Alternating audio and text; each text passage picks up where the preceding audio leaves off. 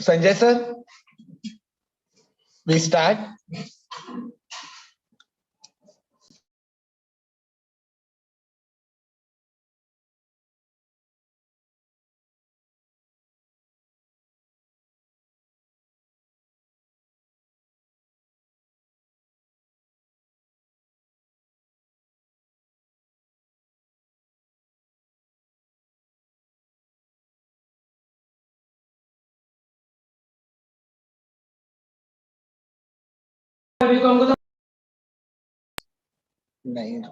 Sanjay sir, you are there.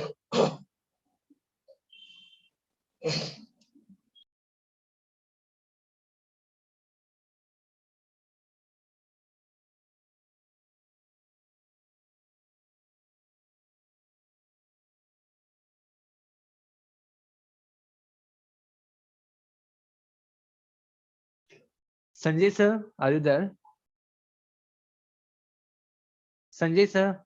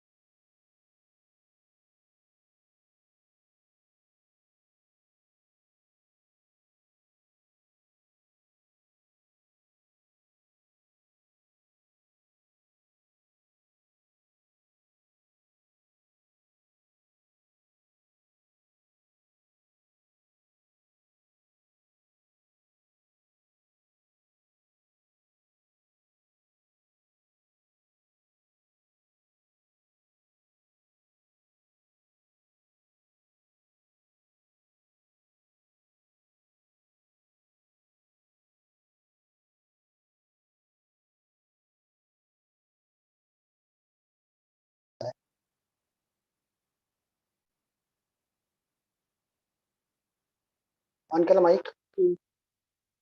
Hello.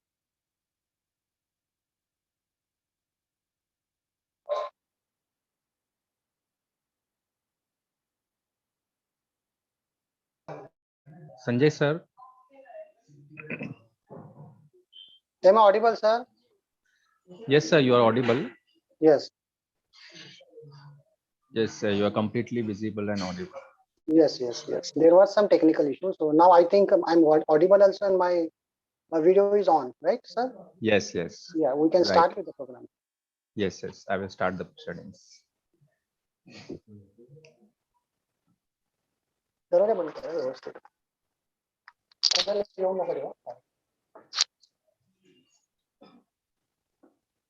Okay, good morning all participants and co-host. I would like to tell you that we are here on third day of the 1 week certificate course on human rights, which is jointly organized by Department of Law, University of Mumbai, in collaboration with University of Mumbai Law Academy and MKLM's Bill Amlani College of Commerce and Economics. Yesterday we had our second day, and Alka Patil ma'am taught us with some topics. Today with us there is one resource person who is very knowledgeable person, and he's Dr. Sanjay Jadhav. He's assistant professor of Department of Law, University of Mumbai, and I would like to request Sanjay Jadhav sir to enlighten us with your words. Thank you very much, sir. Thank you very much. I hope I'm audible now, right? Yes, sir? you're clearly audible. Yes. You can start now. Thank you. Yes. At the outset, let me congratulate young and dynamic principal, Dr. Jitendra Ahirkar sir, of Amlani College of Commerce and Economics, for initiating such a unique academic innovative project in the realm of human rights. I'm thankful to my extremist good friend, none other than Jitendra Ahirkar sir, in charge principal of Amlani College of Commerce and Economics, for giving me this wonderful opportunity to spare my words of wisdom with this August gathering. I'm extremely delighted and thankful to Dr. Rajeshri Varade ma'am, former head Department of Law, for giving me this platform. I'm also thankful to Dr. Swati Rautela, head Department of Law, for initiating and organizing such a wonderful program and providing us such a beautiful platform to share our words of wisdom with this August gathering. The topic which is assigned to me, I hope I may not be wrong if I say the topic is medicines and drugs and human rights related issues, right, sir? The topic which is given to me is medicines and drugs and human rights related issues, correct? Before I discuss, Yes, sir. what The could topic be, is right. The topic is patenting of medicine and human rights issues and yes, challenges. yes, yes. Yes, sir. So, You're right. yes, before I discuss something about patenting of medicines and drugs and emerging human rights issues into it, let me tell you why this topic is so significant and extremely important for the country like India. I'm sharing with the figure which is minimum figure, which could be more than that. Approximately every year, 8 crores of our Indian population suffers from diabetic. Minimum 2 crores of our Indian population suffers from cardiac. 17 crores of our Indian population suffers from hyperactive tension. This is what I'm quoting the minimum figure, not below this. Having been looked at this statistic figure, the figure goes in terms of crores when it comes to diabetic, when it comes to heart patient, when it comes to BP. It is extremely sensitive and it is extremely important to highlight and to examine the health related issues in the country like India and what step a government has taken to overcome from such issues, which include taking appropriate steps with regard to newly invented patented medicines and drugs, so that such patented medicine and drugs will be available to poorest to poor people. It reminds me the statement of former Chief Justice of India, Justice Y.V. Chandrachud, and I quote, India is the richest country populated by the poor people. Even as on today, 50% of our population stays below poverty line. Therefore, it is extremely important that what the best we can render, we can deliver in terms of health related service to these marginalized sections of the society. When I say marginalized sections of the society, it covers various segments of the society, including women, children, disabled people, old age people, even farmers, consumers, so on and so forth. We have Article 15 of our Indian Constitution, which also talk about non-discrimination on the ground of caste, class, sex, sect to all people for ensuring access to public place. But still, we come out with the protective discrimination in terms of Article 15 into bracket 4, which justify the actions of the state, which to a certain extent may be discriminatory for the empowerment of women and child. So, when you look at our documents like Constitution of India and the subsequent legislations, you will find certain welfare sentencing measures, certain protective discrimination have been initiated by the state. When I say state, it reminds me the definition as contained in our constitution, that is Article 12. Article 12 beautifully narrates the definition of the term state, and it includes central government, state government, local authority, and of course any other agency which involves the instrumentality of the state. When I say instrumentality of the state, it involves the legislative control, financial control, administrative control of the government over such agency. Say for example, we have certain corporations like ONGC, Oil Natural Gas Corporation of India Limited. We have a GAIL Authority of India Limited. The popular example is a railway. Railway is one of the statutory corporations.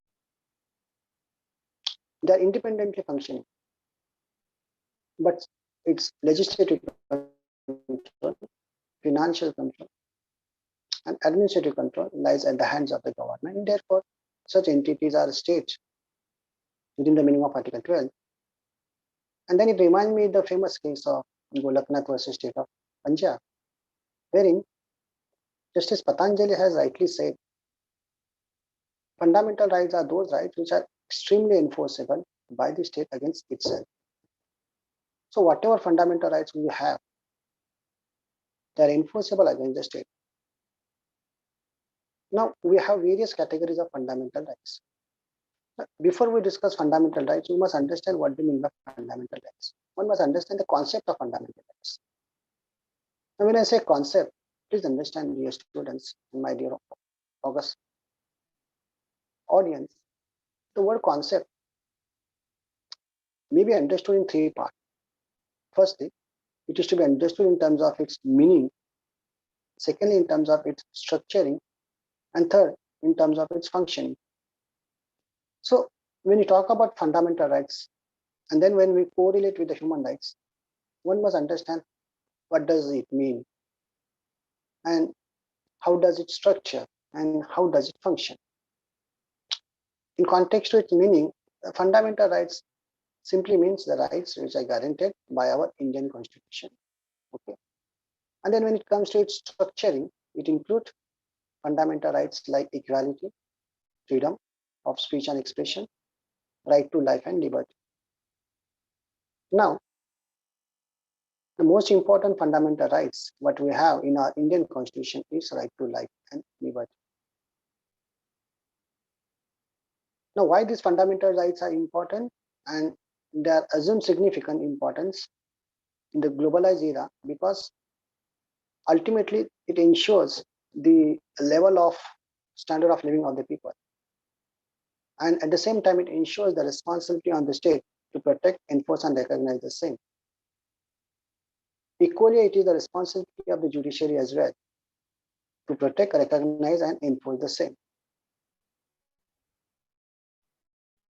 So we have provisions like Article 32, Article 226 of the Constitution of India, which imposes duty and responsibility on the Supreme Court and High Court to protect our fundamental rights. As I told you, in context to its structuring, fundamental rights include equality, right to life, freedom of speech and expression, and freedom of religion. When I talk about right to life, it reminds me of the famous case of Francis Caroli. In that case, in the Francis Caroli case, the court opined that right to life would mean something beyond than the animal existence. And then today we have Aadhaar judgment, which was delivered by the Honorable Supreme Court in the year 2020, and explored the gamut of right to life and liberty, and propounded that right to life and liberty also include right to privacy. Now, why these fundamental rights are important for today's discussion because all fundamental rights are nothing but human rights. Now, all of us are educated. Some of them are graduated, some of them are postgraduated. And I feel some of the audience may be a doctorate as well. Despite of this fact, it has become inevitable. It has been obligatory on our part to know, understand, and practice the human rights. Now, understand one thing. Why do we require to know the human rights? Despite of the fact that all were educated, all were graduated, we need to know the human rights. And the government has been quite sensitive. University has been quite sincere, and even the colleges like Amlan College has been very proactive in imparting the knowledge of human rights. Now, the word human rights is extremely important and extremely relative. What could be the nature of human rights in the country like America is extremely different, or could be different, than what is the nature of human rights in the country like China, and then India, and then Sri Lanka. So when you talk about the meaning of human rights and its nature and its function, it differs from country to country, place to place, and person to person. And even in 21st century, why we feel and why it is obligatory on our part to know and practice the human rights. I always share this practical example. Snake never bite the snake. Tiger never kill the tiger. But it is a human being who may kill the other human being.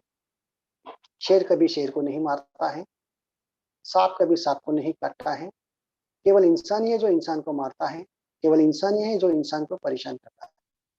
Therefore, we must know we are a human being and we are supposed to protect and recognize the other colleagues, other human beings who are equally a brother of us. We are forgetting this fact. Since time immemorial, after the Second World War, all of you are aware, the League of Nations was then replaced by United Nations Organization, has taken a number of initiatives in imparting this basic concept that all human beings are equal. And still it reminds me the Atlanta Charter, the principle of universality and the brotherhood. Still to a certain point we are forgetting. We're forgetting that all of us are brothers, all of us are sisters, all of us are holy colleagues to each other. Since we are forgetting, every year we are required to celebrate, and every year we are required to organize a program of human rights. It is extremely important, but we are forgetting, unfortunately, that we need to protect the human rights of ourselves and others. And when I talk about the gamut of human rights, it is extremely big, extremely big. It is just like a space. You can pour anything into the human rights. Now, there cannot be any area which is outside the purview of human rights. There are a number of areas which are coming under the purview of human rights, number of areas. Today, issues like right to air, right to water, right to development, right to traveling, everything comes under the human rights. So this basic point, like right to health, how it can be remain outside from the purview of human rights. As I said, there are a number of aspects, number of dynamics of human rights. Among other things, the most important dynamic aspect of human rights is the right to health. I will tell you at international level what were the efforts which were taken to protect the right to health. And then I'm going to correlate right to health with regard to IPR legislations like patented medicines and drugs. And then we are going to talk about the national provisions and the government policies. At international level, you know number of treaties and conventions. Like we have a Universal Declaration of Human Rights, Article 25. Categorically provides that right to health is one of the important human rights. Then subsequent conventions like Convention on Civil and Political Rights, Covenant on Socio-Economic Cultural Rights. They did not specifically talk about right to health, but they said right to life. Now, when I say right to life, it includes right to health as one of the important human rights. Now, look at the subsequent conventions, which were made for a specific category of person. We have a Convention on the Rights of Child. Under the Convention on the Rights of Child, there are 54 rights which were recognized for the benefits of the child. and right to health of a child has been received a paramount consideration under the umbrella of Convention on the Rights of Child. Now, the famous case of State of Tamil Nadu versus Sivakasi, while interpreting Article 24 of the Constitution of India and Article 39 of the Constitution of India, the Supreme Court, keeping in view the health aspect of the children, opined that children cannot be employed in hazardous industry, because the Supreme Court believed that if they would have been employed in an hazardous industry, it might affect their physical and mental health. Right? So this was one of the convention which was specifically adopted for the rights of the child, and that convention took care of right to health. We have another convention called CEDAW Convention, Convention on Elimination of All Forms of Racial Discrimination. This convention was made for protecting the rights of women. Now, that convention indirectly talked about right to health. And when I say right to dignity, that also includes physical and mental well-being. Vishak and others versus State of Rajasthan is a famous case, all of you are aware. Protecting the woman from sexual harassment at workplace, that by necessary implication include protecting the mental health of a woman. You can't imagine if a woman is sexually traumatized, sexually harassed.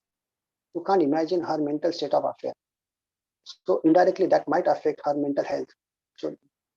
So this is yet another convention which consciously or unconsciously fortified the rights of women in context to the physical and mental health.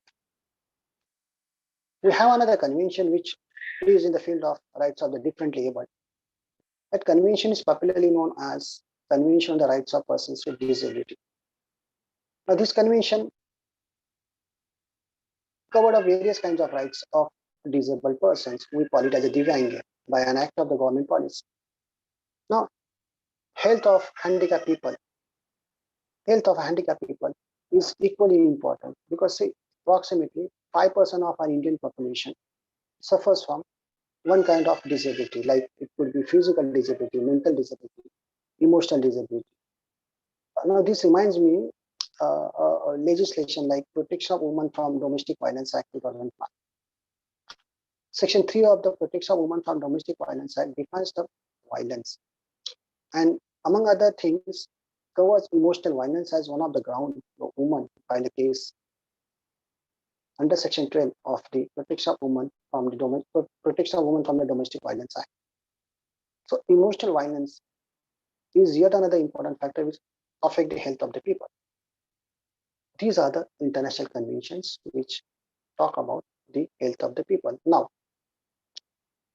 when we talk about the human rights, we simply talk about these conventions. We often ignore some of the conventions which are operative in the field of the global trade. Now, as you know very well, United Nations Charter impose the specific responsibility on the United Nations Organization to promote the peace throughout the globe.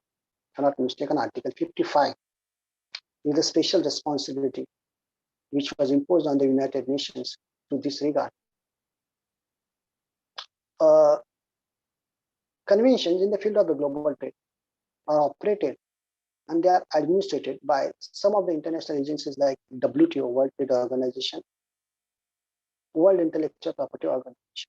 And we are slightly marching towards IPR issues and how they are correlated with the patented medicines and drugs.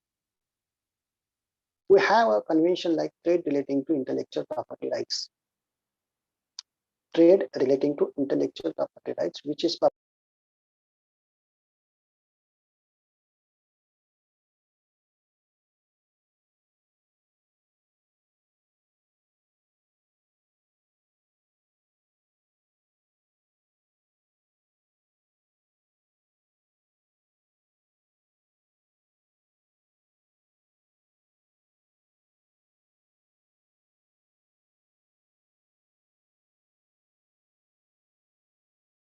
implication.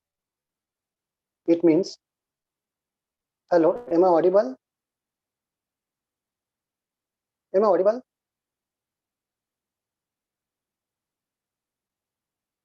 Hello. Sir, am I audible? Yes, sir, you are. Yeah. So we have Article 27 of the TRIPS, trade relating to intellectual property rights, which categorically said that anything and everything is patentable. Now that includes patenting of medicines and drugs. So today, if I invent certain medicines and drugs, will I get a patent? In terms of Article 27 of the TRIPS, yes, I will get a patent. What kind of rights I do have? I'm talking about the TRIPS. What kind of rights I do have? So when I'm talking about what kind of rights, I'm referring to the patent owner. I'm not talking about the masses who are concerned with the health of such medicines and drugs. I'm talking about the rights of the owner. So moment I get the patent, moment I invent something, I'm entitled to have the patent. In terms of Article 28, I'm entitled to have certain rights like, I can decide the price of my patented medicine and drugs. I can decide to whom I should supply and what terms and conditions. This is what Article 28. And then there is an important article which talk about how my rights could be curtailed and limited by an act of the government. That is Article 31. When emergency situation arises, when extreme situation arises, the member state or a government may acquire the patented medicine drugs from me and may use the same for the public purpose. Okay. So shortly speaking, these are the treaties and conventions which talk about what I would say the right to health as important human rights. And in contrast to that, we have a convention in the realm of IPR, how it ensures the rights of patent owner, in terms of Article 28, to claim the patent in respect of invented medicine and drugs, and how those rights could be curtailed in terms of Article 31 when extreme emergency situation arises. Now, what is extreme emergency situation? Whenever there is a medical disaster, I mean to say, when health-related issues take place on its war front level, then this extreme situation arises. COVID pandemic is a classic example of that extreme situation wherein the government can curtail or limit or restrict the rights of the patent owner. In context to Indian Constitution, now let us travel from international level to national level. Okay, now at international level, at national level, we have a supreme legislation called Constitution of India. We have Article 13(1)(3), which state that yes, the legislations, if they are against the constitutional spirit, they are not a good legislation, and the court can say that if this legislation is not proper, please have a good legislation. They will struck down these legislations. And there are a number of legislation which are rightly struck down by the court in terms of Article 13.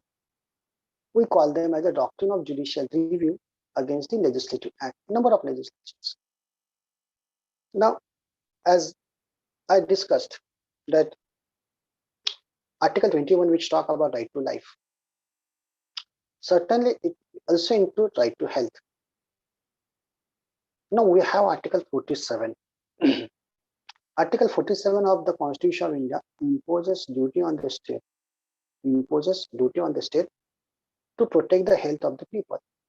Okay, so if you look at these two provisions, specific and exclusive deals with health-related affairs of the people. Simply, first Article 21 talk about the right to health of the people under the gamut of right to life. We have Article 47. It talk about duty and responsibility of the state to protect the health of the people. Simply speaking. Then we have Article 253, which imposes obligation on the state, which imposes obligation on the central government to make a suitable law in order to comply the international obligation. So we have a suitable laws, like we have a health welfare legislations in order to comply with international obligation at the global level. Correct? Now let's understand what does the patenting of medicines and drugs and how human rights issues are involved in it. Having been discussed about treaties and conventions, the constitutional provisions, let's shortly talk about how medicines and drugs could be patented. Now, fortunately, we have a special law called the Patent Act. Okay, if you look at the history of the Patent Act, you can imagine the most of the Indian population requires the health service. It's extremely crucial. Even as on today, education, health, and the justice, these are the three crucial areas where the government stake is highly required. Of course, the private participation is needed, but the government stake is extremely important because the major chunk of Indian population still below poverty line, and they really need the efficient health, education, and the justice from this system. So the Patent Act, if you look at the history of the Patent Act, under the 1970 Act, we did not recognize the product patent in the field of medicines and drugs. Now, there's a difference between product patent and the process patent. Now, basically, what does the patent means? Simply speaking, patent means if you are invent certain object, if I invent certain product, a product, it could be any device like mobile phone, computer, laptop, or any automobile object like engine. If I invent and if it is unique, I'm entitled to get the patent for the same. Now, when I say unique, Section 2, subsection 1, into bracket J of the Patent Act says that it should be inventive. It should be have an invention. Now, when I say inventive step, it means yes, it could be used or it should be used in an industry. Now, we have labor law like Industrial Dispute Act. Under that act, we have a definition of the term industry. Famous case of Bangalore Water Sewage Supply Board versus A. Rajappa. Justice Krishnamurti here, as and then he was, has nicely defined term industry comprising of trickle-down formula like employer-employee relationship. Secondly, production, distribution of goods and services. And thirdly, yes, earning of profit. Now, those trickle-down formula were found in an industry like hospital. So, hospital is considered as an industry within the meaning of Section 2J of the Industrial Dispute Act. So if I invent any medicines and drugs, and if it could be used in a hospital, which could be termed as an industry, I'm entitled to a patent in terms of Section 2, subsection J of the patent.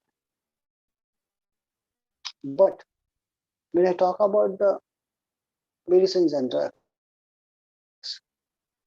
or when I talk about the medical profession, certain inventions cannot be patented, like prophylactic treatment, consultative treatment, surgical treatment, and post-medical management. So these are the four important things. Please keep in mind. Prophylactic treatment, like a technique which is used by the doctor while giving the medicines and drugs to his or her patient. Consultative treatment means some doctors may have a unique treatment or a unique consultative technique. Third, surgical treatment, surgery means, and then post-medical management, which include nursery, that the nurses may have certain unique technique of taking care of patient after the surgery. So these four techniques, even though they may be inventive or unique, cannot be patented. Right? Now let's come back to medicines and drugs. As I said, medicines and drugs can be patented. Now, under the Patent Act, it is well settled law that once you invent a medicine and if you get the patent, you are entitled to a monopoly period. You are entitled to have a right of exclusivity. It will belong to you for 20 years in terms of section 53 of the Patent Act. Dear students, please understand one thing. We had a Patent Act of 1970, which did not recognize the product patent. It recognized the process patent in the field of medicines and drugs. And that provision was section 5. What does it mean? If I invent a medicine and drugs by the virtue of that legislation, I cannot claim the monopoly right in respect of that product. But the formula what I had used can be a subject matter patent. Formula I can keep a secret. No one can violate, no one can steal that formula. But the product, yes, it belongs to the public. it may belong in public domain, because see, as I told you, India had a clear-cut stand that still we require this sector to be remain in the public domain, and let us not monopolize this sector. And there was a Doha Declaration. Under the Doha Declaration, it was rightly held that no, let us not have a medicine and drugs under the umbrella of the global trade. But unfortunately, or you can say fortunately, whatever it may be, keeping in view the dire necessity of global trade, after 2005 Amendment Act, even the medicines and drugs are the subject matter of product patent. So dear students, understand this term called medicines and drugs. As I said, it can be patented. See, there is a difference between medicines and drugs. Practically speaking, drugs refers to that object where you require the prescription from the doctor, or something which involves the anesthesia. जिसमें anesthesia होता है, medicine में नहीं. Like the medical product like iodine, or you can say iodex, you can say the medicines like crocin. You don't require the prescription from the doctor. Even nowadays the Dolo 650, you don't require the prescription from the doctor. Simply you can go to the, even the moon, right? These are the medical products which you don't require the prescription from the doctors. You can easily buy it from the medical shop. This could be termed as a medicine. Now we have a legislation like Drugs and Cosmetic Act. Section 17(17)(b) of the said act says that if you have certain medicines and drugs, and which could have been successfully done, it's clinical trial. Now, what is this clinical trial? You know very well. Before you market any medicines and drugs in the market, you need to do a clinical trial. Now, we have different phases of clinical trial: phase 1, phase 2, phase 3, so on and so forth. Now, such medicine and drugs could be experimented on animals which has a similar responsive system with that of the human beings. Then we have upper phase, it could be tried on other human beings. Then it could have upper phase, it could be tried on other human beings. Okay, I don't want to comment on the present medicines and drugs, how they were clinically tried and all that. Let us not comment on that, because see, the clinical trial is not like a picnic of 1 day or 2 days or 7 days. It takes years to years. Then it comes to a clinical trial. Let us not comment on that. Anyhow, we successfully got this, what is called as a vaccine, and most of the people have benefited. Point is, medicines and drugs. For an academic purpose, let us clarify this concept. As per section 17(b) of the Drugs and Cosmetic Act, if you have any medicines and drugs, and if you want to promote a sale of that medicines and drugs, you require the approval from the FDA, Foods and Drugs Administrative Authority. Now, there could be different name. So without marketing approval in terms of section 17(b), you cannot have a marketing of such medicines and drugs. And you will get the medical approval only when you have done a clinical trial, successful clinical trial. Okay. Now that involves another human rights issues. Let us not discuss that aspect. Now, what do you mean by drugs? As I already said, you can't get certain drugs without the prescription of the doctor from the medical shop, and something which involves the anesthesia. Like before doing a surgery of any patient, doctor requires the anesthesia. And we have a special anesthesia. You know, if it crosses a limit, the patient might go in coma, or he or she might be paralyzed. So it's very important that what should be the rate and the quantum of anesthesia in the particular drug, and therefore easily you won't get it. Usually you won't get it any anesthesia or what you can say drugs from the medical shop. So medicine is something which you can get it easily, and the drugs is something which you require the prescription from the doctor. That's the simplest way of understanding from medicines and drugs. And if you are such a inventive or innovative medicines and drugs, yes, you can apply for the patent and you will get the patent. And once you get the patent, you have a monopoly period of 20 years. During 20 years, no one can use it without your permission. On one hand, our patent law do monopolize the patenting of medicines and drugs. On the other hand, our patent law beautifully synchronize the interest of the masses and the classes. It harmonizes the interest of the owner of the patent and interest of the poor people. And it is rightly so in accordance with Article 31 of the TRIPS. Correct? Now, which are those measures? Now, how human rights could be involved, how human rights comes into picture, and why we do require other measures to protect the human rights issues in connecting the patented medicine and drugs. As I said, if I invent certain medicine and drugs, I'm entitled to a patent. Of course, the pharmaceutical company spends crores of crores money, and they are right also in claiming the patented medicine and drugs. Okay, the patent you will get it only when you have a marketing approval. Okay, and vice versa. My point is, once you get the, what you can say, patented medicines and drugs, you have certain rights. As an owner, you have certain rights.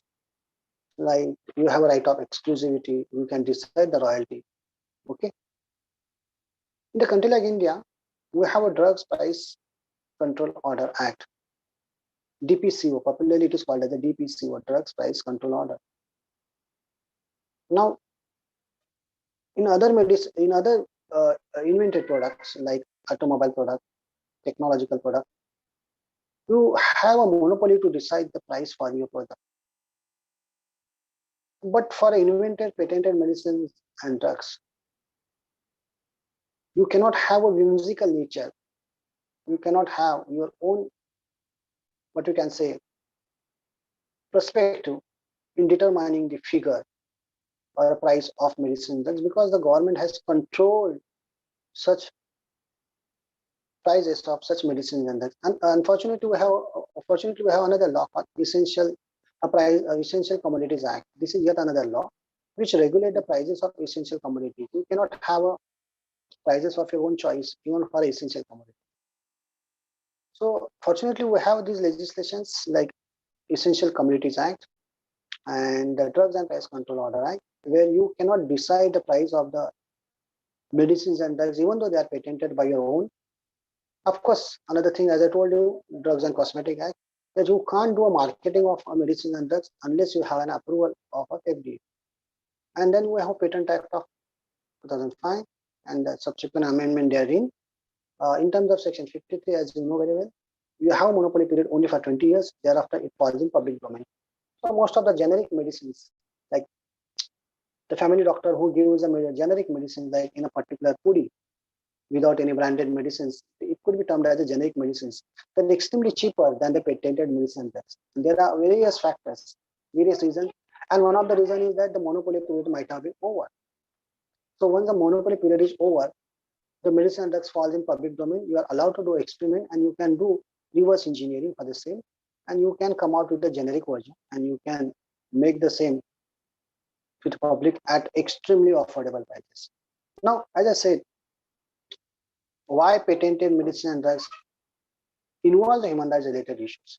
See, even as on today, you must have observed during the pandemic, the medicines like certain medicines which are extremely important for the treatment of the corona patient, they're so extremely expensive, despite of the fact that the government has a terrific control over the distribution of this corona pandemic medicines. It is because of the, what we can say, the IPR legislation which monopolizes the rights of the patent owner. But despite of this fact, as I say, the patent law has taken care of the rights of the poor people. And that is called as a human rights related issue. See, the TRIPS, as you know very well, Article 28, yes, talk about the rights of the owner of the patent. But smartly speaking, Article 31 says, in addition to the rights of the owner of the patent, the interests of the poor people during the pandemic, during the critical situation, should also be taken care of. So this is called as harmonized interpretation, or what is called as a balancing of conflicting interests between the masses and the classes. The measures like compulsory licensing, like we have Section 84 of the Patent Act, Section 94A of the Patent Act. Now, Section 94A of the Patent Act basically deals with compulsory licensing of patented medicines and drugs. We have section 99 to section 103 of the Patent Act, which confers the power on the central government to use and acquire the medicines and drugs for the public purpose and for the government purpose. That include acquiring the medicine and drugs for the poor people. So during the pandemic, the government can have an agreement with this pharma manufacturing company, and they can say that, yes, you take so and so royalty from us and let us give us to us, and we will use the same for the poor people. So today we have a vaccine called COVID vaccine, co-vaccine. Okay, these are two major vaccines which are available in the country like India. Now, because of this compulsory licensing, the government could make the same for the public purpose. Now, as you know very well, we have a law, international law, we have a constitutional law, we have a national law, which although talk about patented medicine and drugs, but also equally take care of human rights issues. Now, how human rights issues are taken care of? The government will come out with a compulsory license. Government will force the pharma company, yes, although you have invented certain things, please give it to us. We are ready to pay so and so royalty to you. And based on that, these medicines and drugs will be manufactured. It will be given to the government. Now, when I say medicine and drugs, it will also include the vaccine. It will be given to the government, and the government will distribute the same to the public, to the poor people. Now, why it is necessary? Why it is necessary to have such kind of provision? I had already discussed. India is still a developing country. Still, a major chunk live in the rural area. It reminds me the statement of Mahatma Gandhi. He said, if you want to see the real India, real Bharat, you must go to the village. If you go to the village, you will understand the problem which is faced by the Indians. Even in certain country, in certain parts of India, they don't have basic facility like water, electricity, even internet. They don't have internet. How can you expect that they will have medicines and that? See, in Mumbai, we have only one hospital called Tata Cancer Hospital. In Pune, we have Rudanath Mangeshkar Hospital. How many hospitals we have for a treatment of the patient who are suffering from the critical illness? Now, when I say critical illness, it includes the illness like cancer, HIV/AIDS. Then, but you have a central nervous system illness. Some patients suffers from the brain hemorrhage. Now, if you look at the situation in the government hospitals, it's not that satisfactory. See, if I have a cardiac problem, I have to rush to the private hospital in an emergency situation.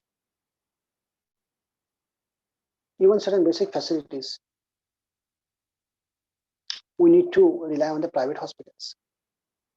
See, there are certain hospitals, like in Mumbai, there is only one hospital called JJ Hospital, which is fully owned and controlled by the government. And 4 or 5 hospitals are there which are controlled by the BMC, like San Hospital, KM Hospital. It's my request to all my August gathering, you please go and see the conditions, see the doctors who are doing day and night service for the patient, right? And what kind of medicines and drugs, what kind of medical facilities do they have? What kind of medical facilities the patients are getting it? You will come to know it's a real non-doctrinal research. Please do a research, you will understand. Even the hospital like KM Hospital, Rajawadi Hospital, go to the Nayar Hospital. See the rate of the doctors, the frequency of the doctors in relation to the patient. See, the population of Mumbai, maybe at least it could be 1 crore. And see the doctors which are available for their service. And more importantly, just look at the medicines and drugs which are available for them. When I say medicine and drugs, I'm talking about the patented medicine and drugs. I'm not talking about the generic medicine and drugs. Generic medicines and drugs are something which is, maybe a copied version, maybe reverse engineering, or it could be something else. 5 years back, 10 years back, that's not an issue. I'm talking about the latest medicines and drugs, which are extremely important we must have observed that medicines, I don't recollect the name of that medicine, which was extremely used in the treatment of that pandemic patient. Even there was a shortage of that medicines. Now, why that situation arise? Why that situation arise? We have a legislations, we have a policies, we have a judgments, we have full number of judgments. We say that the right to health is one of the important human rights of the people. Despite of this fact, the patient suffers from the basic facility. Patient suffers from the basic medical drugs. Okay, even for the surgical treatment, they have to wait. Even for the blood, they have to wait. Even for certain basic, what we can, I'm not going to comment on the oxypulse meter and the oxy cylinder and etc. etc. I'm not going to comment. You must, the whole world has observed, whole Indians have observed what was the situation. Okay, I'm basically concerned with the medicines and that. If it is patented, it has certain plus point and it has minus point. See, plus point in the sense, yes, if the medicine drugs are patented, the owner of the patent, the holder of the patent are motivated. They will be motivated to do more and more research into it. Now, there is a famous case, you could remember, Hindustan Development Metal Corporation versus Adesham. Very, very famous case. It was decided by the Supreme Court some around in the year 1979. Now, while deciding that case, the Supreme Court relied on the provisions of Section 83 of the Patent Act. Now, why patent is granted? See, Section 83 answers the simple question, the purpose of granting the patent. And that was then elaborated by the Supreme Court in this case called Hindustan Development Metal Corporation versus Adesham. If you go through this judgment, Hindustan Development Metal Corporation versus Adesham, and Section 83 of the Patent Act, you will understand the real purpose of granting the patent is not to monopolize, is not simply to monopolize the rights of the owner of the patent. Patent is granted not only to secure the rights of the owner of the patent. It is not granted to please the certain class of the society, not at all. It is a misunderstanding. Main purpose is to develop, promote the scientific, technical, and industrial growth and development in the country. See, we have two theories of property. One is a public theory and the second is a private theory. Once I get the patent is one kind of my intellectual property. Now, intellectual property is neither a tangible property, it is what you can say, it is not neither a movable property nor it is an immovable property. It is in between. You can safely say it is an intangible property. Okay. Now, you can imagine the situation of the public property. Okay. All of you are well mature. You can guess what is the situation of the public property lying in the public premises. The great philosopher like Plato, Aristotle, even the philosopher like Mahatma Gandhi, they believe that there should be a privatization. See, even Aristotle, he advocated an idea of private property because he believed that if there is a private property, then only there will be a motivation, then only there will be an efficiency, then only there will be a productivity. Generally, we don't find such kind of efficiency and productivity in case of public property at public premises. But there is an efficiency, like Amlani College of Commerce and Economics is known for the productivity and efficiency. So that is possible only when you have a private property or something called as privatization. Privatization does ensure efficiency and productivity, but it does not mean it should result into the exploitation. See, often what happens, privatization, when we adopted, the idea was something to develop the economy, but later on, it was believed that it also resulted in exploitation of the labor class. Now, some of the labor who are employed in the private industry, including hospital industry, they are working 12 hours, but getting very, very minimum figure of price. Very, very, very, very less salary as compared to the person who is working in the government service. Okay, so the legal thinker like Aristotle, he said, no, in addition to the public property, let us have a private property. To the great politician or a great political reformist, Mahatma Gandhi has said, yes, let us have a privatization, but the private people should be trusted.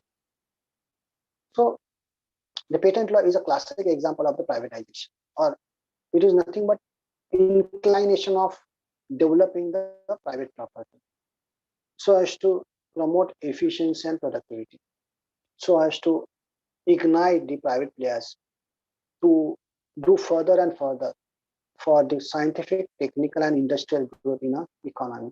So, whole and sole purpose is not only to, what you can say, recognize the right of exclusivity in favor of the patent owner, but at the same time to promote the scientific, technical, and industrial growth in the society. The patent is granted not to monopolize their rights alone. In addition to that, let us have a development in science, technology, industry in our country. And in doing so, the court held that the masses, the interests of the masses, the interests of the poor should be taken care of. The welfare of the legislation is a paramount consideration. Now, it reminds me three philosophers. First one is Bentham, second one is Vinoba Bhave, and the third one is Gautam Buddha. Bentham has said, law should be useful. Law should have a utilitarian approach. Law, if it is not useful to the mankind, law, if it is not useful to the poor people, law, if it is not useful to the society, it is of no law. It is just like a toothless cobra. So welfare is a paramount consideration of any legislation. Okay. Then the Gautam Buddha, all of you are aware, Bahujan Hitaya, Bahujan Sutaya. The welfare is a paramount consideration. A law which do not ensure the welfare of the poor and the masses is no law. Vinoba Bhave principle, Sarvodaya principle, Sarvajan Hitaya, Sarvajan Sukhaya. Welfare of all. So law, if you do not ensure the welfare of all people, it is of no law. So let us combine the philosophy of these three great people. The welfare is a paramount consideration. The patent law must ensure not only the welfare of the owner of the patent, but should also ensure the welfare of the masses and the people. Does it ensure? To a certain extent, yes. We have a provisions like compulsory licensing. We have a provision which authorizes the central government to acquire the invention for the government purpose. Now, one more thing. If you go through the patent law, you'll understand the power is only upon the central government. If emergency health crisis arises, the state government may not have a power. The local authority may not have a power. See, we have Article 245 of the Constitution of India, correct? Which talk about the distribution of legislative business between the center and the state, correct? We have Schedule 7, which talk about three lists: union list, state list, and the concurrent list. IPR related legislation, foreign affairs, this falls in union list, and therefore we may have what is called as the IPR law, which is the central legislation. See, when we talk about the legislation, we have two categories of legislation. Legislation of a respective state and the legislation of the central government or the parliament, which is applicable throughout the territory of India. Simple. There is no difference. So when you talk about the state legislation, we have various legislations for Maharashtra, for Gujarat, so on and so forth. Issues concerning the public health is a state list. More importantly, it is the responsibility of the local government, local authority. So if there is a health crisis, it is the responsibility of the BMC in the city like Mumbai. It is the responsibility of the BMC to control the pandemic situation in the city like Mumbai. Although we talk about the responsibility and the duty, but correspondingly there is no power in terms of the legislation. Tomorrow the BMC feels that let us acquire certain medicines and drugs from the big giant. Can they do so under the patent law? No. If the government of a particular state feels that let us acquire that invention from the giant pharma, can they do so? No. This power of exclusivity for acquiring the invention has been vested at the hands of the central government. At the most, the government and local authority may make a requisition. They can make a request to the government. We want so and so. And then central government will give, then only they can exercise their power. But legislation is not clear cut, which authorize such kind of power to the state government and central government. Okay. So although a patent law does take care of synchronizing the balance of patented medicine and drugs and the masses, but still long journey to go. We need to have certain strong efforts on the part of the government, on the part of the bureaucrat, on the part of the judges. See, if you look at the Indian Constitution, people say that so and so wing has so and so power. It is not the case. Each and every wing is a duty sentence. be it be legislature, be it be judiciary, be it be executive. The real power lies at the hands of the people of India,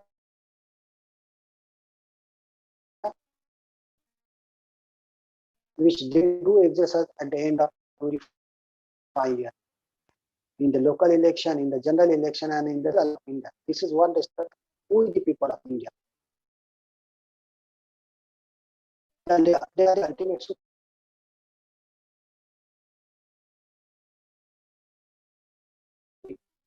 Rest of the wings of the society are supposed to perform. The executive is supposed to execute. We have Article 50. Let's talk about the separation of power. The executive is supposed to implement. Judiciary is supposed to adjudicate the best of judgments.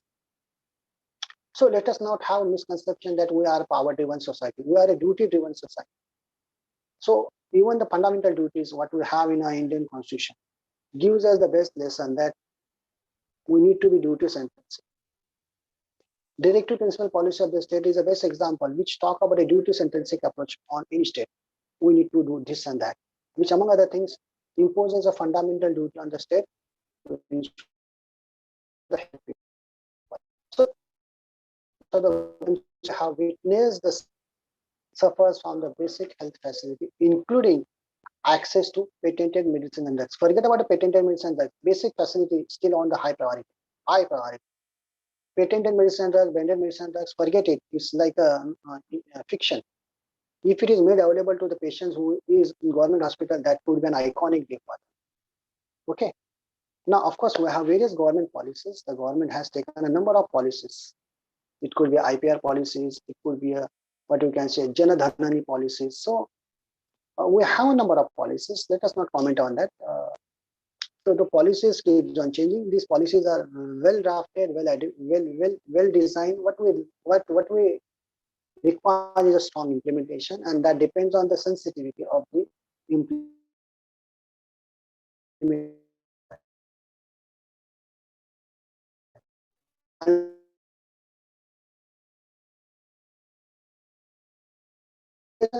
Involved the patent law, those issues. Okay, so I think I have in fact wished to innovations from you people.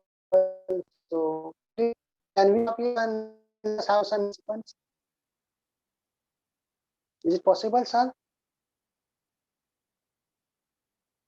Hello, am I audible, sir? Yes, sir, you're audible. Yeah. So I think can we have some interaction with the participants if they want to ask any questions? So that will be better. Yes, okay, sir, you can have interaction with participants. I would like to tell participants Will be that better. they can. Correct? Yes, you can have interaction. I would like to tell all the participants that they can raise their hands, Yes. and if sir allows, then they Yes. can Yes. speak. Yes. Yes. Yes. That will be better. I Yes, think, sir. right? Yes, sir. Participants will raise their hands, and you can choose them, choose any one of them, and they will speak to you. And if anybody has doubts, they can send messages also in chat box.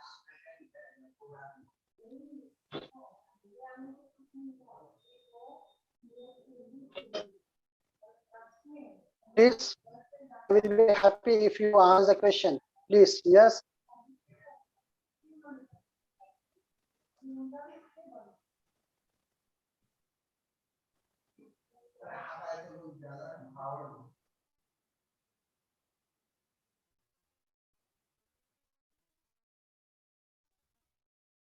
Sir, you can.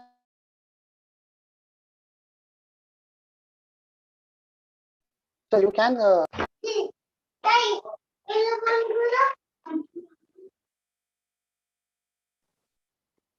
Yes, sir.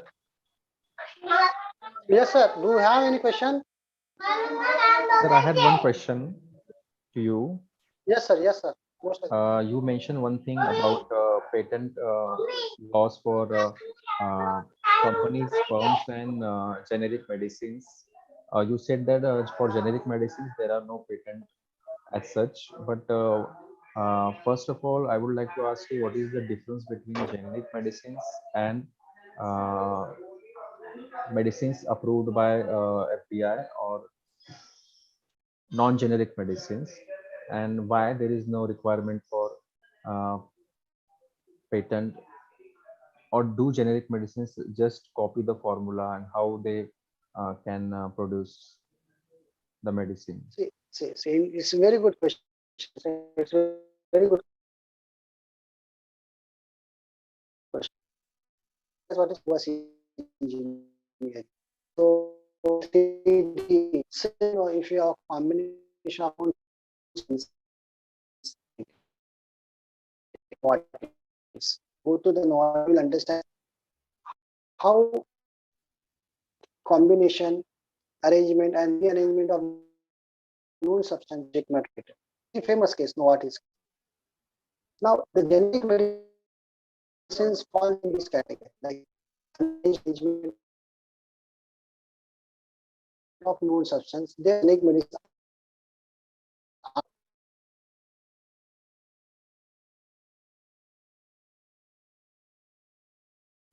Generic medicines are result of different from the patented medicine. No, as far as medicine drugs, you need to give it unless and until it is approved by the FDA under the drugs and cosmetics. So one point is clear: when for a generic medicines, you can't claim the patent because it is understood that it's arrangement and rearrangement of the medicines. When it comes to do you require the approval? Yes, each and every medicine, that's very generic, non-generic, and otherwise, it requires the marketing approval for the FDA. Okay, sir. Okay. Thank you, sir. So yes, sir. And I would request all the participants, please be stop active. then. I think the audience may not be in position to reply the question. Participants, I would like to request you, please be active and ask your doubts. If you have any, do not hesitate to ask your doubts. Even if your question is wrong, then sir will Yes, tell. yes. You Sir can will ask in clearly. Hindi also, English. You can ask in Hindi also. No issue. Yeah, sir, Marathi is okay also for you. Yes, yes. You can ask in Hindi also, Marathi also, English also. Yes. Yes, yes, yes, You yes. can ask question in all three languages. Do not hesitate. The chat box मध्ये जरी टाकला असता ना, हा, ज्या मराठी मुली आहेत वाचाने मला त्यांना, सांगा. मराठी मुलींना मला सांगायला आवडेल की तुम्ही Yes, चॅट बॉक्स मध्ये तरी टाका तुमचे क्वेश्चन, जर तुम्हाला बिंदास, बिंदास, बिंदास. मायक्रोफोनचा काही मराठी प्रॉब्लेम मध्ये असेल. पण बोलू शकता तुम्ही.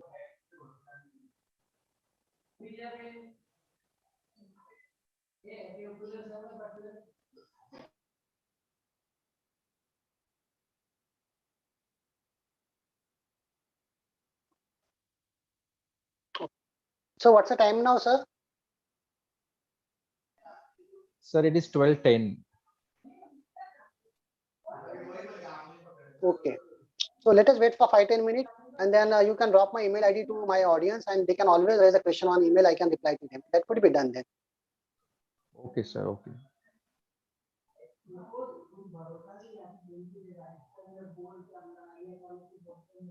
Sir, what is the nature of the audience, sir? 11th and 12th. This audience are 11th and 12th students, correct?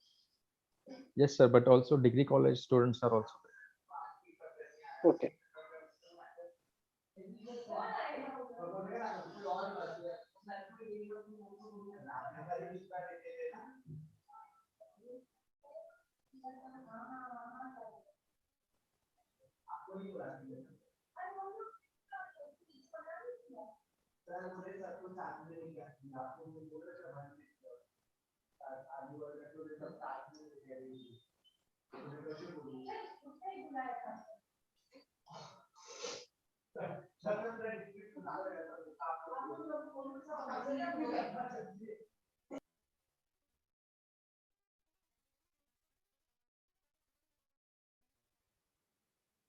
So shall we stop here, sir? Then.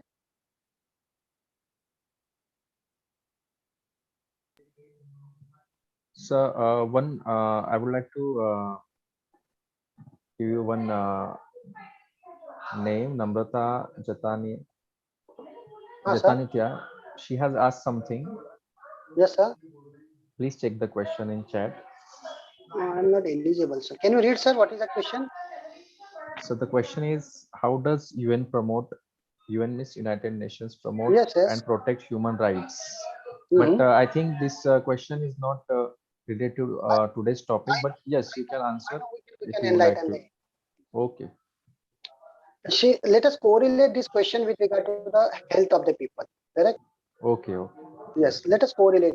This is a generic question, and let us make it more specific. See, how does the United Nations protect the human rights, specifically health of the people, and then let us connect the same with the patented medicines. And okay, now see, prior to the United Nations organization, we had a League of Nations. Now, if you look at the history of this international agency, the League of Nations was established after the First World War. Correct? First World War took place somewhere around in the year 1919 or 1920. Correct? Second World War took place in the year some around in the year 1945 plus. Now then, it could not go. Therefore, League of United Nations organization. Okay, and there was a charter called UN Charter of 1945, and approximately some around 130 countries minimum. I am telling you, they had signed the charter at New York, and we have office of United Nations organization. At United Nations organization was principally set up to ensure the global peace throughout the globe. See, the purpose of having United Nations. Initially, the purpose was to promote the global peace and to establish the global peace throughout the globe. But it cannot be done adequately unless the Human Rights Development Index has been strongly uh, visualized, or it could be materialized in most of the developed countries or developing countries. See, when we talk about the global peace, it is just like an ideology. It is just like a dead letters without human rights development. How can you expect, how can you anticipate one country is peaceful unless do not have adequate human rights? Depends on the materialization of certain well-beings, which could be physical and mental. You can't physical mental conditions or issues was taken on radar. So the first issue, as I said, why United Nations was set up to promote the global peace. But it was understood it is just like a dead letter unless you have a human rights to be correlated with the global peace.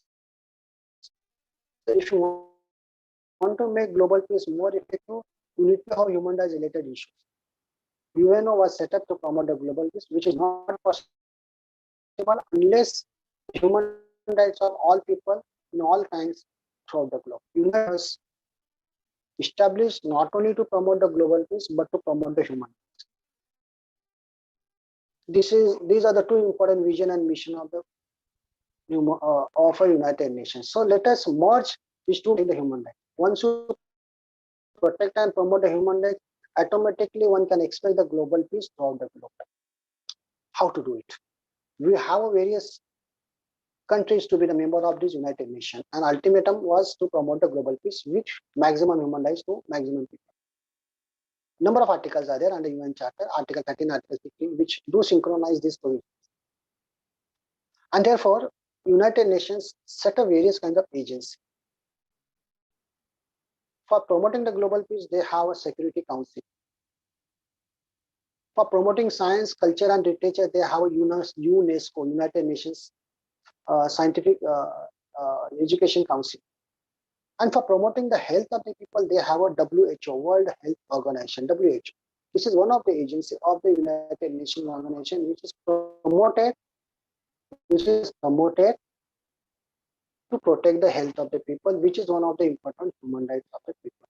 So if your question relates to what is the role of the United Nations and how they promote the human rights of the people, I would say in context to health of the people, United Nations organization have an agency called WHO, World Health Organization, It is primarily concerned with promoting the health of the people, which is one of the important. During the pandemic, we must have heard and we must have witnessed also how WHO has issued various kinds of medical protocols. Correct? Like, the COVID appropriate behavior is a condition precedent even if we are traveling in surf zone. While in traveling in surf zone, only one building is seen in the city of Mumbai. After 15 days, we can expect Amchi Mumbai will be corona free, but subject to COVID appropriate behavior. Now, COVID appropriate behavior means what? Mask पहनना है जरूरी, दो गज की है जरूरी और mask पहनना है जरूरी. This is what the slogan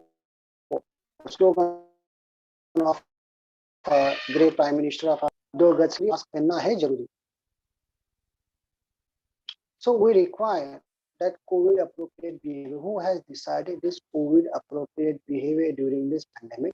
WHO. So during the pandemic, WHO has provided various kinds of facilities, has supplied various kinds of medical norms. Even India has supplied various kinds of medicines to the countries like USA, South Africa. India has been known for this brotherhood in supplying them South Africa during this pandemic. Nevertheless, we have a WHO, as I said, which is one of the agency of the United Nations, which take an attack. When the patenting medicines and drugs clashes with the health of the people, what will be the role of the WHO and what will be the role of United Nations organization? Now, patenting of medicines and drugs has been taken care of WTO, WIPO. Now, WIPO, World Intellectual Property Organization, is one of the important, but I would say, and I will not say agency of United Nations organization, but it is one of the international agency which is quite effective, which is very important in the realm of IPR, and of course WTO, which is equally effective in the realm of global trade. These are two agencies, organization. These are two international agencies which are very, very, very operative and effective in the realm of IPR, which do take care of patenting of medicine. Now, whenever health-related issue arises, the United Nations organization, particularly WHO, need to coordinate with these agencies like WIPO and WTO for limiting or for carrying out a suitable changes and amendment in regard to the patent policy. Unfortunately, it could not take place during this pandemic. See, when there was an issue concerning the suspension of the patent rights during the pandemic, it could not materialize properly, right? India's stand and the South Africa stand was very much clear. Let the patent right be suspended, particularly in the field of patented medicines and drugs during the pandemic, but it was not materialized properly and effectively. But nevertheless, we had enough provision in terms of Article 31 and in terms of Section 84 of the Patent Act, and by the virtue of compulsory license, we could ensure the easy accessibility and availability of vaccine to our people. So on one hand, we have United Nations organization which take care of right to health of the people through the agency like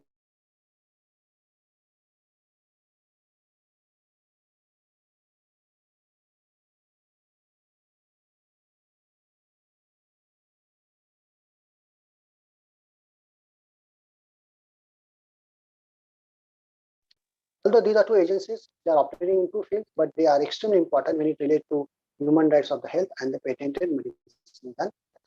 Okay, I hope it is clear to you now.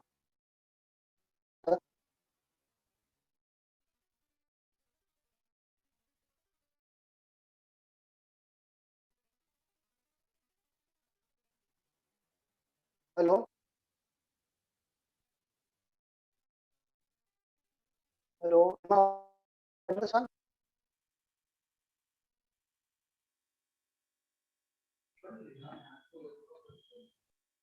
Yes, sir. Hello? Yes, sir. So I think Namrata must have got this question. Namrata, her name was Namrata, right, sir? Yes, Namrata. Yeah. So I just clarified, I made an attempt how to synchronize that question and correlated with the health and the patent and medicine. Right, sir? Yes, yes.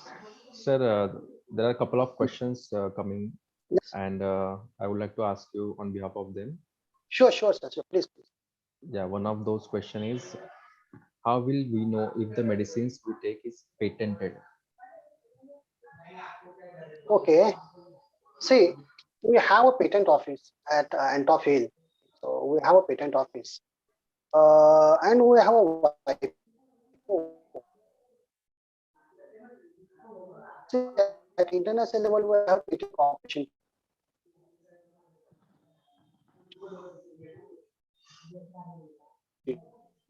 And the WIPO have based. Okay. And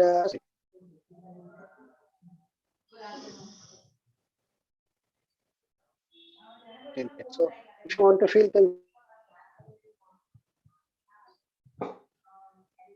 whether this medicine is patented or not, title search. So whether the particular property, am I allowed to purchase it or not? Whether this property is already purchased by Mr. XYZ person or not. But better you go to the registration office and you can ask that person to open the index. Generally, we appoint an agent. Likewise, under the patent law, we have a provision for patent agent. Section 121, 122, and 123 of the Patent Act deals with the patent agent. All science graduate students, it's my request, all science graduate students after their BSc can appear for this patent agent exam. Only BSc students are allowed to appear for this exam. Commerce and arts students cannot appear, to the best of my knowledge. So BSc chemistry, BSc biology, they can appear for this agent and they can file a patent application on behalf of a particular patent or potential patent. So either you can come to know through a patent agent, or you can have access to a digitized library of the where you know yes, these medicines are patented or not. At international level, World Intellectual Property Organization, they have strong digitized database. And if you go through and if you have an approach to them, you will immediately come to know yes, this medicine is patented or not. In fact, patent journal, there is a patent journal, and the patent journal they advertise certain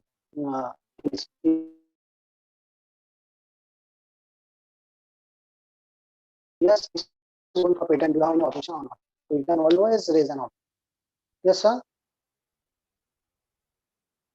Sir. Yes, sir. I'm here. Yeah, next question, sir. Yeah, the same person has second question, and this question is very interesting, and I have personally had this question in my mind, but Yes, she sir. Yeah, asked. most welcome, sir. Most welcome. I Let's. thank her for asking this question because this is very uh, important question. The question is: are medicines we take tried and tested on humans or animals? If yes, isn't it a breach to human rights and animal rights? See, sir, there is one subject at our LLM level. Okay, as I said, the clinical trial takes place initially at animal beings. Correct. Now, at medical hospital, there is something called as the ethical committee. Have you heard this word ethical committee, sir? I have been a member of the ethical committee No, sir, I'm not. in the government hospital. I'm not from law background. I'm from economics background, but I have not heard it. No, it's okay. But sir, this is a practical thing. If you don't remember, sir, everybody is not expected to know each and everything. Yes, I'm sure as a member of the ethical question was his proposal, and he said कि I want to remove the tooth of the rat. चूहे के दांत निकालने और उसके ऊपर मुझे experiment करना. हाँ, क्वेश्चन समझ में आया आपको सर? मतलब वो प्रपोजल लेके आया था एथिकल कमेटी के पास. I was a member of the ethical committee from the legal perspective. But sir, what तो I have उसका रिसर्च seen, क्या था मुझे? sir, one thing I would like to add here. What I have seen while watching movies, if there is a one scene of an animal, there is one note, there is one tip in the bottom that no animals were harmed during filming of this scene or something like that. Absolutely So- right. In fact, we have a legislation, sir. We have we Yes. have Article 48 and Article 48A. Combined reading of Article 48 and Article 48A imposes a duty on the state. Article 48 and 48A of the Constitution of India imposes a duty on the state to protect the life of the animal beings, which are extremely useful. Now, animal beings include cow, buffalo, right? Yes. And bullock also to horse also. They are They are basically called as a utilitarian animal. Even the dog is also. Yes, but We are there, have a sir? legislation called Protection Sir, and Welfare of. Yes, sir. Yes, sorry sir. for Yes, sir. Please go ahead. interrupting you, but I would like to ask you: are there any exceptions in case of self-defense? Of course, Because I'm going to say all these things, sir. yes, okay, At the initial stage, first of all, we have a Prevention of Animal Cruelty Act. First, at the Constitution, under the Constitution of India, Article 48 and 48A impose a duty on the state to protect the life of the useful animals. So that includes cow, buffalo, and then we have Prevention of Cruelty of Animal Act. I don't recollect the year, but 60s or 70. I don't exactly recollect. So under that act, cruelty to animal being is an punishable offense. Thirdly, we had a legislation called Protection Useful Animal Act of 2011. So if you have a combined analysis of this legislation, uh, you cannot commit a cruelty to an animal being which are extremely useful. Now, can we take certain steps in our self-defense? Yes, you can.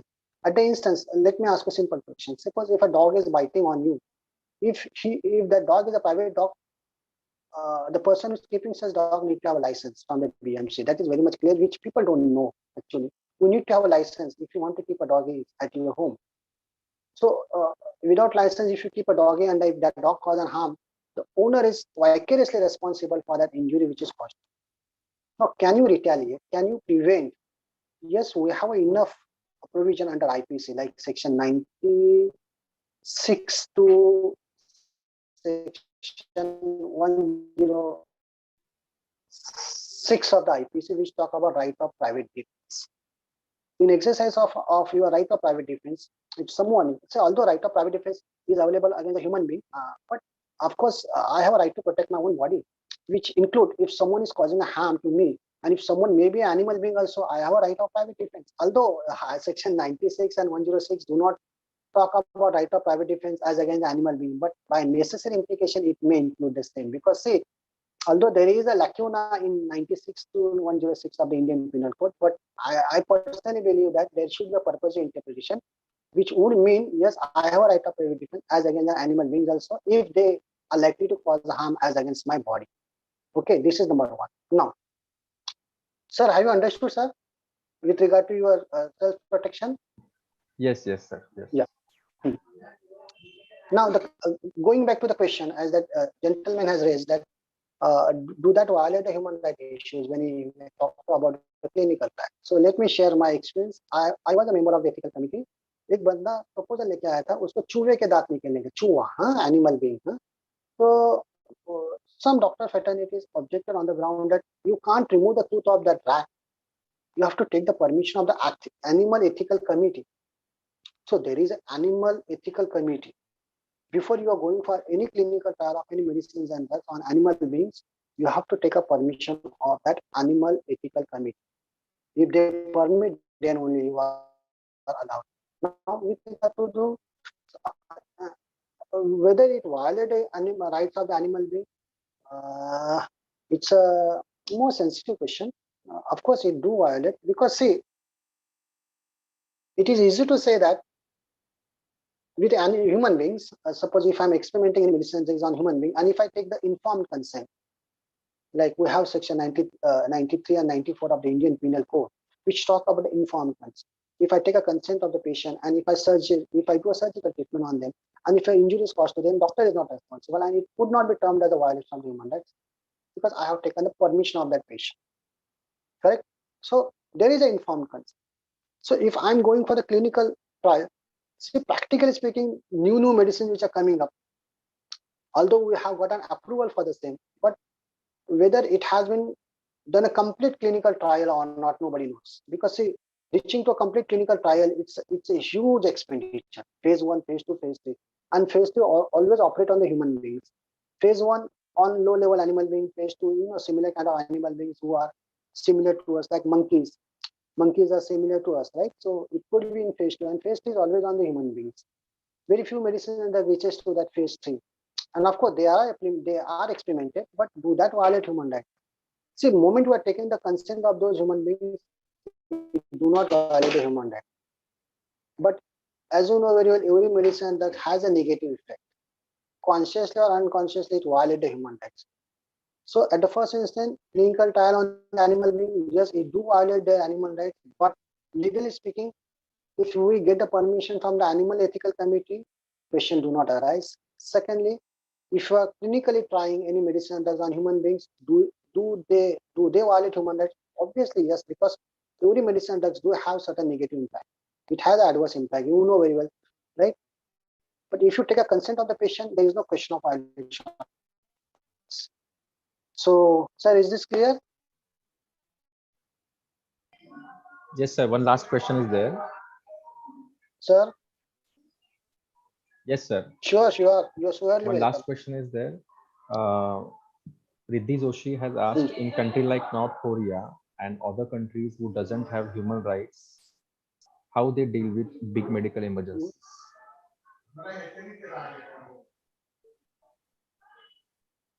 See, human rights is no more your local issue. Human rights is no more local issue. Although our Prime Minister has said vocal for local, correct, or local for vocal, whatever it may be. You can't say that the human rights is your local issue. It is not a local issue. It is not a regional issue. It is not a national issue. It is a global issue. You can't say. If you do not have a human rights in your country, it is a global issue. It could be termed as a genocide. See, if the human rights violation takes place at your territory, you cannot simply say, no, we don't have human rights, so why to bother? It is not the case. So when out of 200 countries in the globe, when 190 countries have signed, yes, human rights is one of the conditions of a human society. See, all you are human beings. Okay. Now, what does it mean? As I said, principle of human rights are based on the principle of humanity. If you do not follow the human right, that means you are not following the principle of humanity. And if you are not following the principle of humanity, that means you are not civilized. And if you are not civilized, you do not deserve for international recognition. Nowadays, human rights are linked with the global. If you don't follow the, see, please understand one thing, this linkage is very important. Why I'm telling you human rights issues are extremely important. Today, we have a number of courts which are set up in India. We have a state human rights commission, we have a national human rights commission, we have a minority commission, we have a women's commission. Why these commissions are set up? See, these commissions become extremely effective and important because of United Nations organization, because of these international agencies.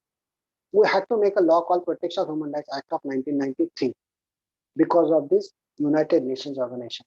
Now, what happens if we do not follow these human rights norms, including the norms of the health of the people? What will be the consequences? See, if you understand, there is a close proximity between the United Nations, UNO and IMF, UNO and the World Bank, UNO and World Trade Organization, UNO and WIPO. Please understand. If you don't follow the human rights now, fine. It's just like academic literature. But it has a practical impact on your country. Your economy is likely to lose. You may not get economic benefits like from the IMF, from the World Bank. You may not get a global trade from World Trade Organization, and you may not get some technical benefits from the agency like WIPO. Now, political science may not be my subject, but still it reminds me of foreign policy. We have three kinds of foreign policy. Generally, we have an alignment policy. Second, we have a neutral policy, and second is isolated policy. For alignment policy, US and UK is known, all of you are aware. Some countries are known for the alignment policy. Policy of neutrality. India was known for the neutral policy. Isolated policy means one country will be isolated from all of us. Now that is, ideally speaking, is not practical even as on today, because today the whole, hey Vishwachi Maje Kutumba, it was said in the 11th century, hey Vishwachi Maje Kutumba, Lopale Nane Jagi Nenati Koni. So knowledge is everywhere. Okay, the whole world is like a single village. When it was said in the 11th century, today we are experimenting the same. Today we are experiencing. Today we are observing the same. So we cannot say the country like North Korea. I don't know whether I am right or wrong. Even the country like Switzerland, subject to correction, I'm saying they are generally have gone for the isolated policy. But because of this international aviation, because of this linkage between the education, linkage of education, economics, employment, other things are what you can say intermingled to each other. They become so interdependent to each other that no country can remain isolated to each other. So if you feel that they do not have human rights, academically may sound good, but practically it is difficult to imagine because they are likely to lose various kinds of other benefits. If they are, okay, and at the first instance, let me tell you, if a country violates the human rights of any individual of its own territory, it can directly approach the United Nations organization. At international level, it is not the state who can approach the United Nations organization. Whenever there is a human rights violation, an individual can directly approach to the United Nations organization. See, in Kulbhushan Jadhav case, when there was a human rights violation from the Pakistani government, we rightly approached the International Court of Justice. UN had to step down. Okay, International Court of Justice said, no, it is a violation of human rights. It was a departure of Vienna Convention, Article 26 and Article 26. You can't say whether you follow or don't follow. But if you violate the human rights of any individual, you can directly approach the agencies like International Court of Justice, International Criminal Court, UNO. And same principle is applicable to the health. So if the medicines and drugs are not affordable to you, if the patented medicine and drugs are not teaching to you, you can directly approach to the United Nations organization. You can directly approach to WHO on the ground that right to health is my human rights. Whether you will be successful or not in line with WTO and WIPO, that's a different issue, but you can. Okay, you are not deprived of. Yes, sir? Yes, right. Okay.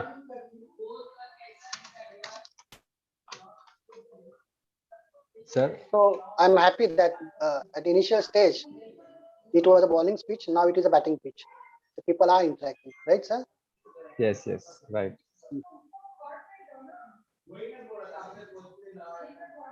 So shall we If stop here anybody, today, sir?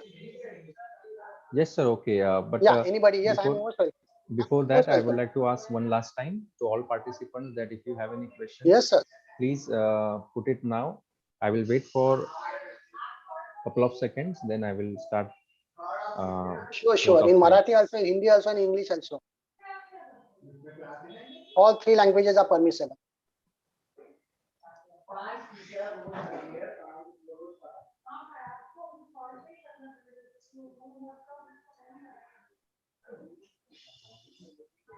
Okay, sir, I think everybody is clear with the topic you taught, and if anybody has any doubt, they will email you shortly. I will send them your email. And I would like to personally thank you for answering my question. And on behalf of all the participants, I'm thanking you to answer the questions with the simplicity you presented and the examples you gave. It was very understanding language, and we could clearly understand the answers you were giving. And even though we are from non-law background, we are not from law background, we understood your answers very clearly, and I appreciate that. And thank you very much for the knowledge of words and words of knowledge. And I would like to give you permission to go, and thank you once again. Thank you very much, You sir. can end Thank up- you very you much. can end the Thank you meeting. very much for the patient listening. And thankful to you and thankful to Aikar sir for giving this platform. Thank you very much, sir. Okay, sir? Okay, thank you. Yeah, thank you.